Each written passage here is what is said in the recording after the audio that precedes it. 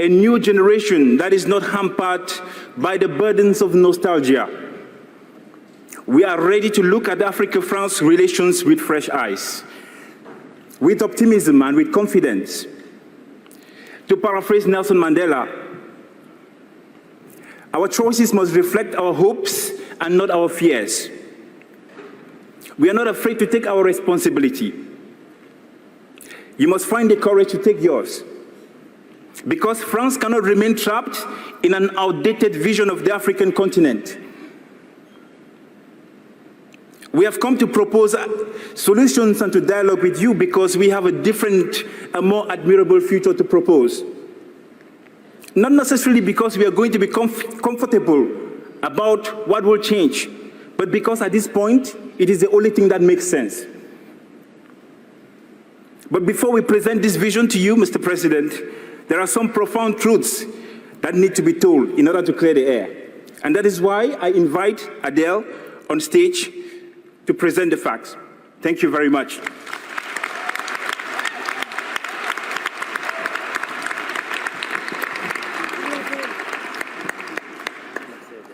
Bonjour, je m'appelle Adele Hello, Onyango. I'm Adele Onyango, Kenya. and I come from Kenya.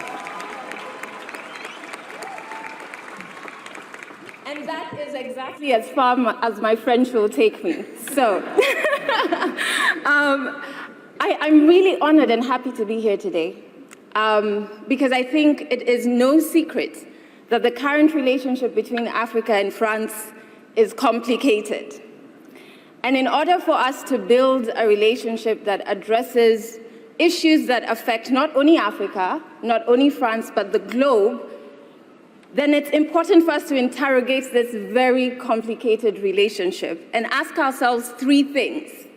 One, what is not efficient? Two, what is not ethical? Three, where do we see integrity gaps? And to be able to do these three things, we're going to have to be brutally honest.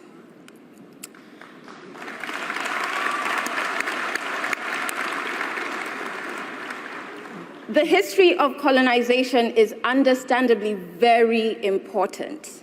For Africa, it's a path that is as painful as it is destructive.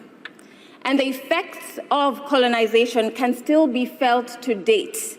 And I'm not just saying economically, but even on an interpersonal level. We, as Africans, feel the pain of colonization every single day.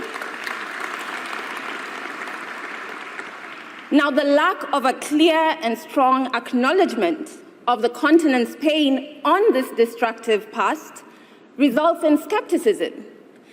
And the absence of actions that will further push the acknowledgement is also a major issue in the current France and Africa relationship. In fact, the air of denial that France chooses to sit in is uncomfortable, not only for Africa, but also for France, and it does no good for either one of us.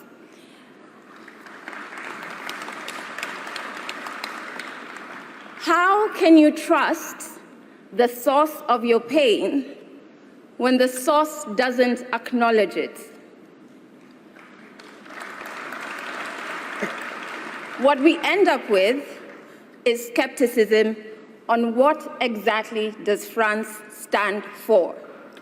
And so we ask you, Mr. President, how strong can a relationship that is built on pain, that is built on skepticism, and that is built on lack of trust really be? We, not just as a team here, but all of us in this room, and the 5,000 who helped with the report, and the millions more on the continent and off of the continent, want a commitment from you, Mr. President, that you will join us in the eradication of La France-Afrique, which is a very unfair dominance, and it has to end.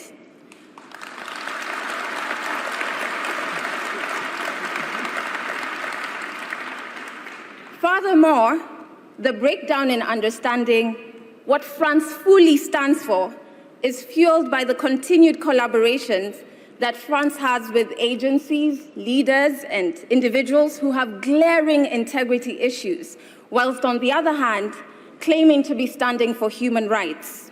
So on one hand,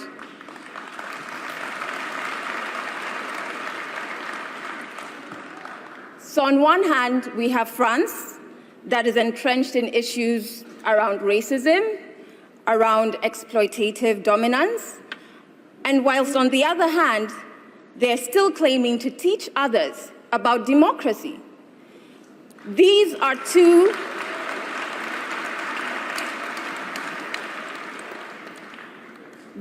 profiles that one cannot fill at the same time. And when you try to do that, we find it rather arrogant. What it creates is a cognitive dissonance, which is that discomfort you feel because of these two conflicting values. It not only doesn't make sense, it is unsustainable, it births a negative perception, and an ambiguity in knowing once again what values does France stand for.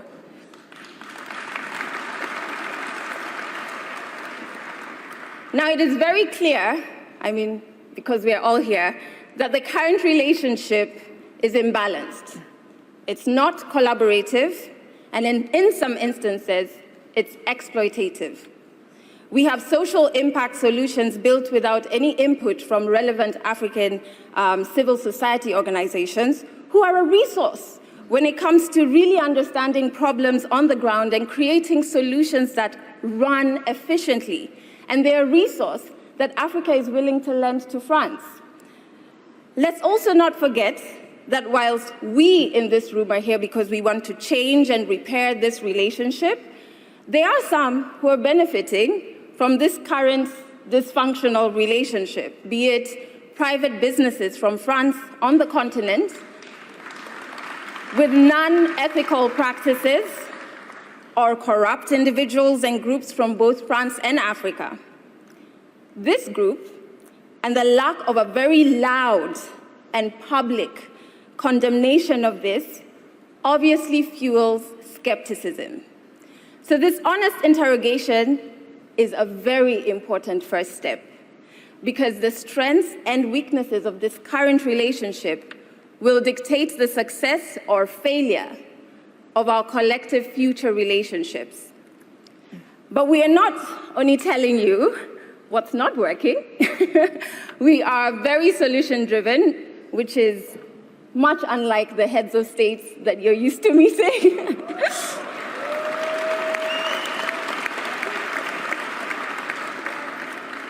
We know exactly what you need to commit to today, and we have a clear path on how we can achieve that. And that is what my brother Arthur will share with you.